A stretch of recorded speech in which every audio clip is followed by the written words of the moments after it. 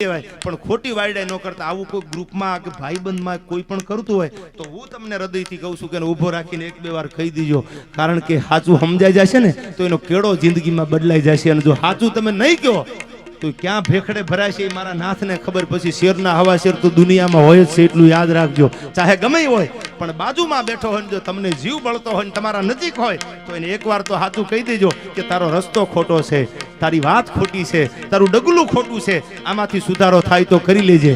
તો જ તમે સાચા ભાઈબંધ કહેવાને લાયક છો. બાકી તમે હાવ કારણ વગરના વાયડાયું કરીને તમે કહો હા તમારી વાત ન થાય, હા તમારી વાત ન થાય, તો તમે માથે રહીને મરવા બેઠા હોય એવું લાગે ભાઈ.